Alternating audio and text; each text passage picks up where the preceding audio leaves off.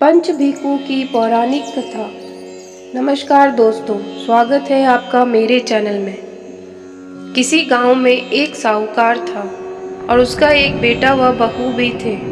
बहू कार्तिक माह में रोज सवेरे उठकर गंगा स्नान के लिए जाती थी। सुबह जल्दी जाते समय वह किसी भी पराये पुरुष का मुंह नहीं देखती थी। एक राजा का बेटा भी सुबह सवेरे गंगा स्नान के लिए जाता था।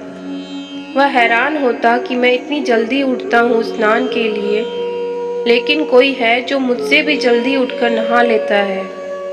कार्तिक माह के 5 दिन बचे थे कि एक दिन साहूकार की बहू तो स्नान करके वापस जा रही थी और उस समय राजा का बेटा स्नान के लिए आ रहा था। आवाज सुनकर वह जल्दी जल्दी जाने लगी, लेकिन जल्दबाजी में उसकी माला मोजरी छूट गई। राजा के बेटे ने उसकी माला मोजरी उठा ली और सोचने लगा कि जिस स्त्री की यह माला मोजरी इतनी सुंदर है, वह स्त्री कितनी सुंदर होगी।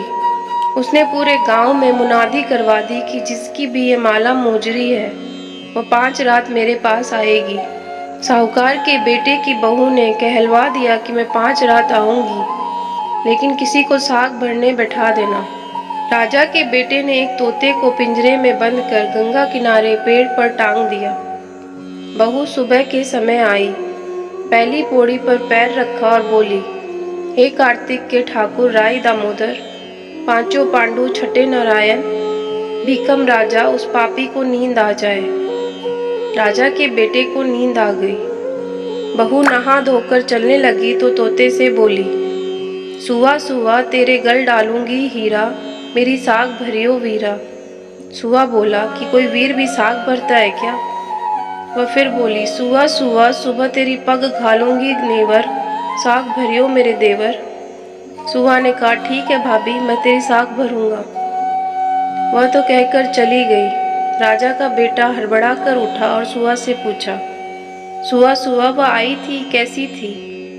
सुआ बोला, आभा की सी बिजली, होली की सी झल, केला की सी कामनी, गुलाब का सा रंग। अगले दिन राजा के बेटे ने सोचा कि आज मैं अपनी उंगली में चीरा लगाऊंगा, इससे मुझे नींद नहीं आएगी। अगले दिन राजकुमार उंगली चीर कर लेट गया। वह आई और भगवान से उसी तरह प्रार्थना करने लगी।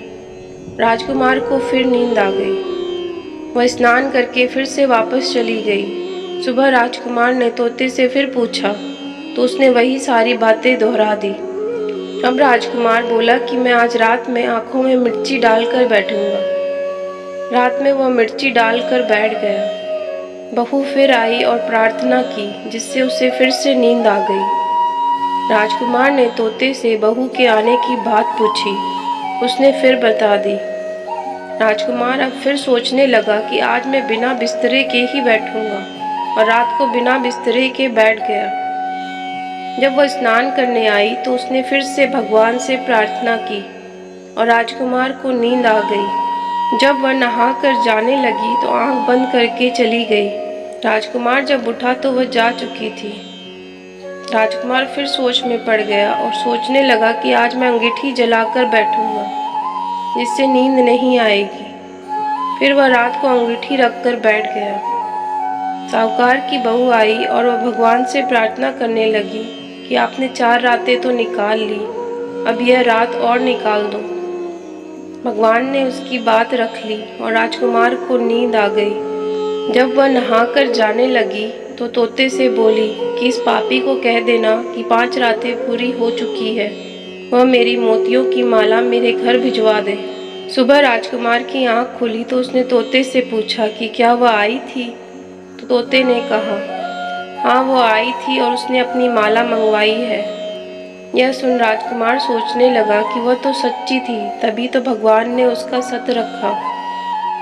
कुछ समय के बाद राजकुमार को कोढ़ हो गया। राजा ने ब्राह्मण को बुलाकर पूछा कि मेरे बेटे का शरीर क्यों जल रहा है। ब्राह्मण ने विस्तार से सारी बात राजा को बताई कि इसने क्या किया था। ब्राह्मण ने कहा कि इसने पतिव्रता स्त्री पर बुरी नजर डाली, इसीलिए यह इस रोग से पीड़ित हुआ है। राजा ने इसके ठीक होने का उपाय पूछा तो ब्राह्मण ने कहा कि यह उस साहूकार की बहू को धर्म की बहन बनाए और रोज उसके नहाए हुए जल से स्नान करे, तब यह ठीक हो सकता है। राजा साहूकार की बहू की माला लेकर साहूकार के घर गया और बोला कि यह माला आपकी पुत्र वधू की है, इसे लें और आपकी बहू के नहाए हुए जल से मेरे बेटे को नहला दें। साहूकार बोला कि वह तो किसी पराये पुरुष का मुंह तक नहीं देखती, आप उसे इस नाली पर बिठा दीजिए। जब वह ऊपर नहाएगी तब नीचे इस नाली के पानी से आपका पुत्र नहा लेगा। राजकुमार ने ऐसा ही किया और कुछ समय बाद उसका शरीर चंदन सा हो गया। हे पंचभिखु देवता, जैसे अपने साहूकार की पुत्रवधू का सत रखा, वैसे ही सभी का रखना। कथा समाप्त।